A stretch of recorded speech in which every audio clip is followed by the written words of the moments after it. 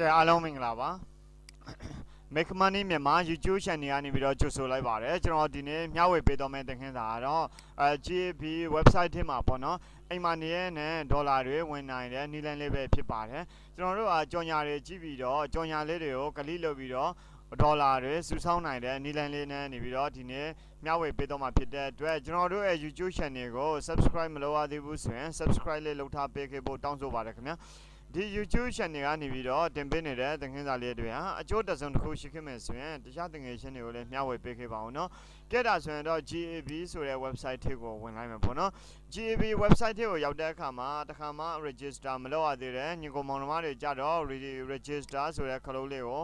နှိပ်လိုက်ပါ register လုပ်တဲ့နေရာမှာ full name ပေါ့နော် full name ဆိုတာနာမည်အပြည့်စုံကိုပြောတာဖြစ်ပါတယ်full name ထည့်မှပြီးရင်ဒီမှာ user name ထည့်မှ user name ပြီးရင် password ထည့်မှအပေါ်က password ကိုအောက်မှာပြန်ရေးမှာပေါ့နော်ပြီးရင်တော့ကျွန်တော်တို့က email ထည့်မှ email အပေါ်က email ကိုအောက်မှာပြန်ထည့်မှပြီးရင်တော့အမှန်ရှင်းမယ်ပေါ့နော်အမှန်ရှင်းပြီးရင်ဒီ register ဆိုတဲ့ခလုံးလေးကိုတစ်ချက်နှိပ်လိုက်ပါ register နှိပ်လိုက်ပြီးရင်တော့ကျွန်တော်တို့ကဒီ Gmail ထဲမှာသွားပြီးတော့သူ confirmation link ပို့ထားတဲ့ website တွေတချို့ website တွေကြတော့ confirmation link ပို့တာပေါ့နော်အဲ့လိုမျိုး confirmation link ပို့တဲ့အခါကျတော့ကျွန်တော်တို့ကဒီလိုမျိုးလေးပေါ့နော် confirm ဆိုတဲ့ link လေးတစ်ခုပို့တယ်ပေါ့နော်အဲ့လိုမျိုး confirmation ပို့လာပြီဆိုရင်တော့အဲ့ဒီ confirmation link ကိုနှိပ်ပြီးပါနှိပ်ပြီးရင်ကျွန်တော်တို့ကဒီ login ဆိုတဲ့ခလုံးလေးကိုနှိပ်ပါ login မှာကျွန်တော်တို့ကဒီ user name ကိုထည့်တယ်ပြီးတော့ password ကိုထည့်တယ် password ကိုထည့်ပြီးတဲ့နောက်ပိုင်းမှာသူရေးခိုင်းထားတဲ့ character ပေါ့နော် TRUQO ပေါ့နော်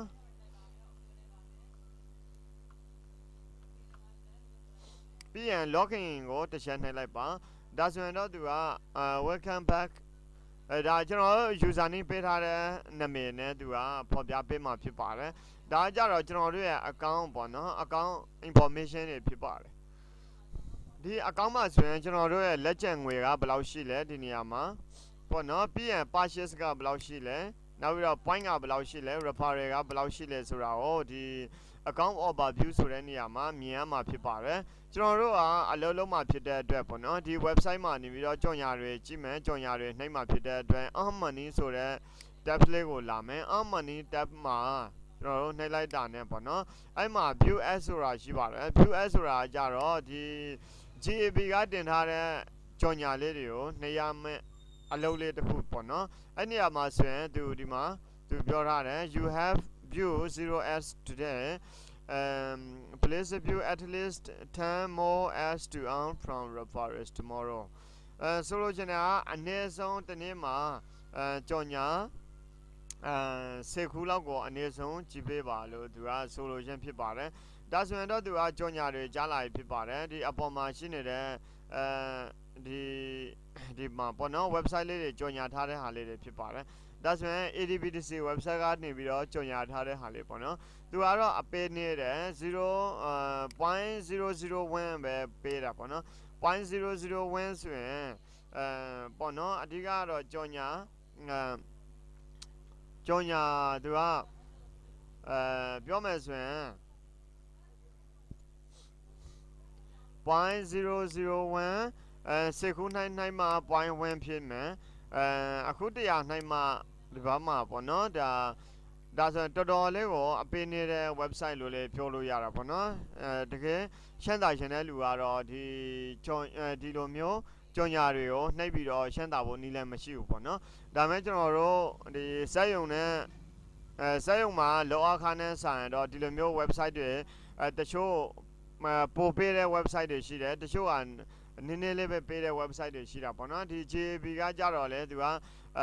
အပေးကတော့နေတယ်ဒါမဲ့သူကဆိုလိုချင်တာဒီဘက်မှာကြော်ညာတွေရှိမယ်နောက်ပြီးတော့တခြားရပိုင်ခွင့်တွေလည်းအများကြီးရှိတယ်နောက်ပြီးတော့ referral ကဏ္ဍလေးရှိတာပေါ့နော်အဲ့လိုမျိုးနည်းစီတရက်မှာပေးထားတာဖြစ်ပါတယ်ဥပမာကြော်ညာခါနေတယ်ဆိုရင်ကျွန်တော်တို့တွေ referral များတဲ့လူတွေကြတော့ referral ကလည်းရတဲ့အတွက်များရတဲ့ပုံစံမျိုးဖြစ်ပါတယ်ကဲဒါဆိုရင်တော့ ဒီ view as ကိုနှိပ်လိုက်တာနဲ့ဒီလိုပုံစံမျိုးလေးတွေကိုမြင်တွေ့ရမှာဖြစ်ပါတယ်ဒါတွေအကုန်လုံးကကြော်ညာလေးတွေဖြစ်ပါတယ်เนาะဒီ email ကတော့ကျွန်တော် confirmation လုပ်ပြီးပြီဆိုရင်တော့မလိုအပ်တော့ပါဘူးဒါဆိုရင်တော့အခုကျွန်တော်တို့ကဒီအောက်မှာရှိနေတဲ့ကြော်ညာ1 2 3စေခုရှိတာပေါ့နော်ဒီကြော်ညာစေခုကိုကျွန်တော်နမူနာအနေနဲ့နှိပ်ပြမှာဖြစ်ပါတယ်ကြော်ညာနှိပ်မှာဖြစ်တဲ့အတွက်ဒီအပေါ်ဆုံးဒီအပြာရောင်ဘာတန်းလေးကိုကလီတစ်ချက်နှိပ်လိုက်ပါဒါဆိုရင်နောက်ထပ်စာမျက်နှာလေးတစ်ခုကြားလာမှာဖြစ်ပါတယ်အဲ့နေရာမှာကျွန်တော်တို့က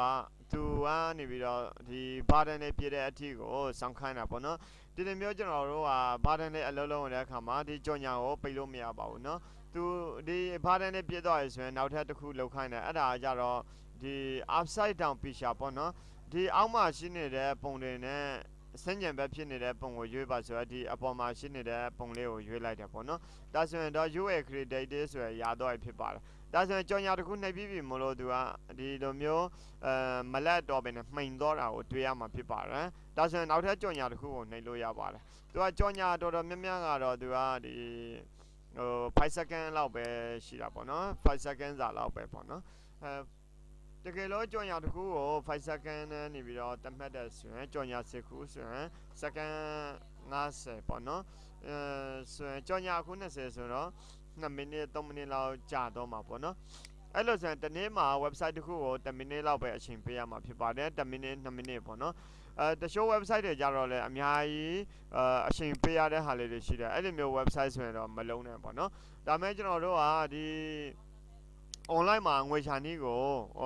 online မှာငွေချာနည်းကိုတင်ပေးနေတဲ့ YouTube channel မှာတော့ရနိုင်တဲ့နည်းလမ်းအကုန်လုံးကိုတော့ကျွန်တော်တို့ရှင်းပြပေးနေတာဖြစ်ပါတယ်ဒီမှာဆိုအောက်မှာဆိုရင်လည်းဒါ website တစ်ခုရှင်းစီကိုကျွန်တော်ရှင်းပြထားတဲ့ video file တွေအများကြီးရှိတာပေါ့နော်ဒီလိုမျိုးပါပဲတချို့ website တွေကြတော့အပေးချမ်းတာရှိတယ်တချို့ website တွေကြတော့နည်းနည်းလေးပဲပေးတာလေးရှိပါတယ်အဲ့လိုမျိုးဒါဆိုရင်ကိုကတည်တော့နည်းလမ်းလေးတွေတည်တော့ပြီဆိုရင်တော့ကျွန်တော်တို့က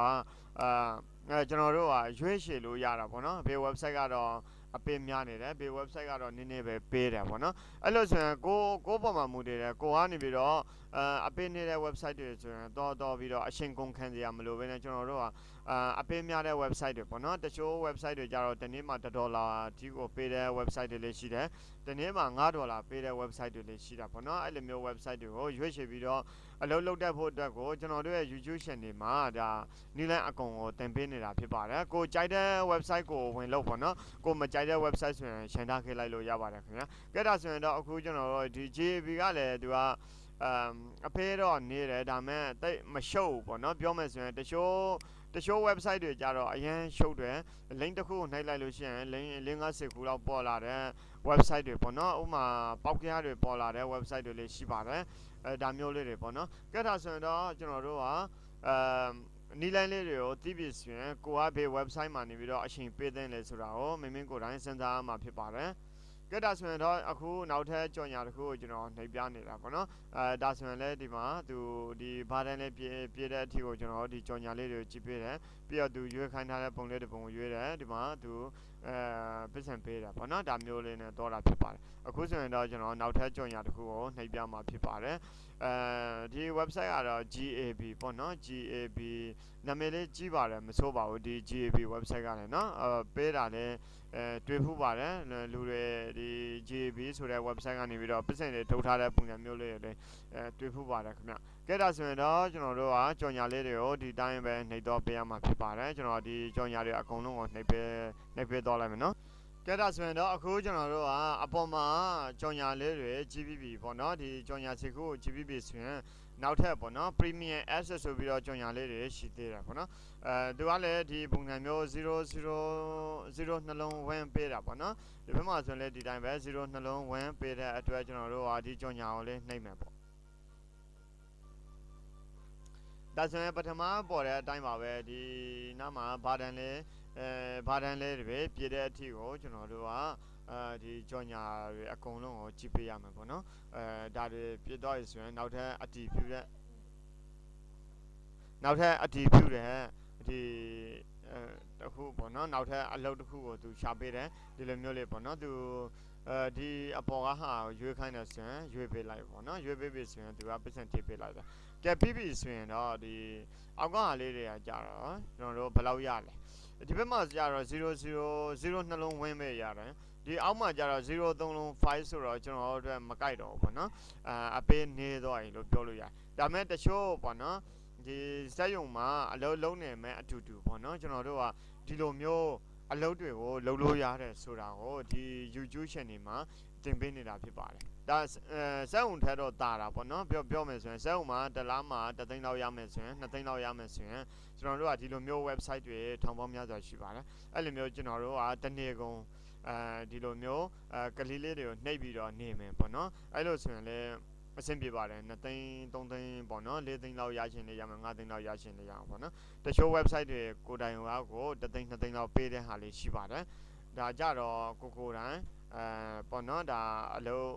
လောရတဲ့ပုံစံမျိုးလေးဖြစ်ပါတယ်ဒါဆိုရင်နောက်ထပ်ဒီအောက်ဖက်မှာကြော်ညာလေးတွေနောက်ထပ်ကြော်ညာလေးတွေလည်းအများကြီးရှိပါတယ်ကိုတဘောပေါ့နော်ကိုကကြိုက်တဲ့ဆိုရင်တော့နှိပ်လို့ရပါတယ်ဒါဆိုရင်ဒီ0 3လုံးဖြစ်တော့တဲ့အတွက်အရန်အပေးနေတော့ရလို့ပြောလို့ရကြော်ညာ1000လောက်နှိပ်မှသူကနေပြီးတော့$1လောက်ပဲရမယ့်အနေအထားပေါ့နော်ဒါဆိုရင်ဟောအောက်မှာလေးကြော်ညာတွေအများကြီးရှိပါတယ်နော်အဲ့လိုဆိုရင်ကျွန်တော်တို့ကတစ်လားမှာသူက$9လောက်ပဲသဘောပေါက်တယ်ပေါ့နော်ဒီ GAB ကနေပြီးတော့တစ်လားမှာ$9ဥပမာကျွန်တော်တို့က website တစ်ခုမှာတစ်လားမှာ$9ပေးတဲ့ website ရှိမယ်ဆိုရင်ငါအမြောက်ပေါ့နော်website 100ကိုကျွန်တော်တို့လုံးမယ်ဆိုရင်$900ရမှာပေါ့နော်ကိုကဒီ website တစ်ခုကနေပြီးတော့ဒီ website တစ်ခုကနေပြီးတော့ကျွန်တော်တို့ကိုပေါ့နော်တစ်လားမှာ$9ပေးတယ်ဒါဆိုရင် website ပေါင်းထောင်ပေါင်းများစွာရှိတဲ့အထက်ကကျွန်တော်တို့က100လောက်ပဲအဲ့ထက်ကအပေးချင်တဲ့ website 100လောက်ပဲကျွန်တော်တို့ကအလုပ်လုပ်မယ်ပေါ့နော်ကလေးတွေနှိမ့်မယ်တနေ့ကိုနှိမ့်မှာပေါ့နော်ဒါဆိုရင်တနေ့မှာ$9 sorry website တစ်ခုကတစ်လားမှာ$9 website အခု100လုပ်လို့ရှိရင်$900ရမှာပေါ့နော်$900ဆိုရင်မြန်မာငွေနဲ့9သိန်း10သိန်းလောက်ကိုရတတ်ပါတယ်ဒါဆိုရင်ကျွန်တော်တို့အတွက်ဒါလုတ်သိန်းတယ်ဆိုတဲ့သဘောမျိုးဖြစ်ပါတယ်နော်လုံးဝဝင်ငွေအရန်ကောင်းတဲ့လူတွေကြတော့ဒီလိုမျိုးပေါ့နော်ဒီလိုမျိုး pay to click PTC website လို့ခေါ်ပါတယ် PTC website တွေကိုကျွန်တော်တို့ကလှုပ်เสียရမလို့ဘာကြောင့်လဲဆိုတော့သူ့မှာတခြားဝင်ငွေလမ်းကြောင်းတွေအများကြီးရှိနေတဲ့အတွက်ဒီ PTC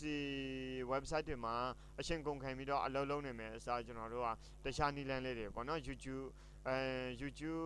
YouTube မှာအောင်မြင်နေတဲ့လူတွေကြတော့ဒီလိုမျိုး PTC website တွေမှာကြော်ညာတွေနှိပ်စရာမလိုဘာကြောင့်လဲဆိုတော့ YouTube ကနေဝင်ငွေရနေတဲ့အတွက်ပေါ့နော်တကယ်လို့ YouTube မှာဝင်ငွေမရှိဘူးပေါ့နော်YouTube မှာဝင်ငွေမရှိသေးဘူးတခြားနည်းလမ်းလေးတွေလည်းမရှိသေးဘူးဇက်ယုံလေးမလုပ်ချင်ဘူးဆိုရင်တော့ဒီ GAB website လိုမျိုး website ပေါင်းများစွာရှိတယ်အဲ့လိုမျိုး PTC website တွေမှာကျွန်တော်တို့ကဇက်ယုံထက်ဆိုင်ဒီလိုမျိုး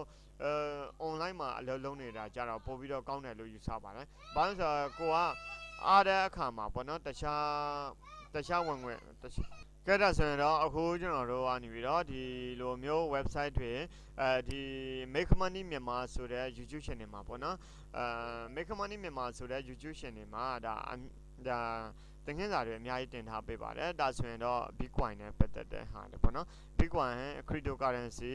free ရနိုင်တဲ့ website more money website ဖြစ်တယ်ဒါကြတော့ positive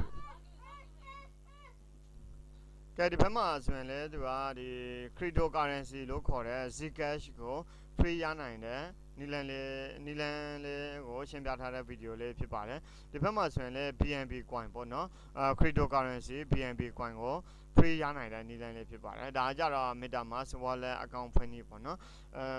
ဒီ MetaMask wallet account ဖွင့်ပြီးမဖွင့်ရသေးတဲ့လူတွေကလည်း MetaMask wallet account ဖွင့်ထားပေးဖို့လိုတာပေါ့နော်ဒါ online မှာ business ရှာတဲ့လူတွေအနေနဲ့ဒါဆိုရင်ဒီ coin pay you ဆိုတဲ့ website မှာလည်း cryptocurrency တွေကိုကျွန်တော်တို့ကဒါ free လက်ခံရရှိနိုင်တာပေါ့နော်ကိုဘယ် coin မျိုးစားကိုကြိုက်တယ်ပေါ့နော်ဒါမျိုးလေးတွေယူလို့ရပါတယ်ဒီဘက်မှာဆိုရင်ဒါ YouTube နဲ့ပတ်သက်တဲ့သင်ခန်းစာတွေလေးတင်ထားပေးတယ်နောက်ထပ်ပေါ့နော်ဒီအောက်ဘက်မှာဆိုရင် trend dogecoin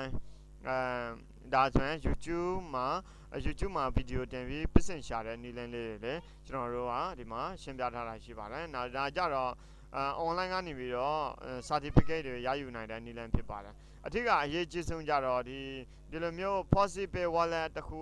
account တစ်ခုဖွင့်ထားဖို့အရေးကြီးပါတယ်အရင်အရေးကြီးတာပေါ့နော်ဒီလိုမျိုး possible wallet account မဖွင့်ရသေးဘူးဆိုရင် possible wallet account ဖွင့်ထားဖို့လည်းဒီဗီဒီယိုကိုကြည့်ပြီးတော့တိုက်တွန်းပါတယ်နော်ကဲဒါဆိုရင်တော့အခုကျွန်တော်တို့ဟာ GAB ဆိုတဲ့ website မှာဒါအလုံးကြော်ညာလေးတွေကိုဘယ်လိုနှိပ်ရလဲဆိုတဲ့ပုံစံမျိုးလေးတွေဘယ်လိုမျိုးအကောင့်ဝင်ရလဲပေါ့နော်နောက်ပြီးတော့အကောင့်တစ်ခုကိုဘယ်လိုမျိုး sign up လုပ်မလဲဆိုတဲ့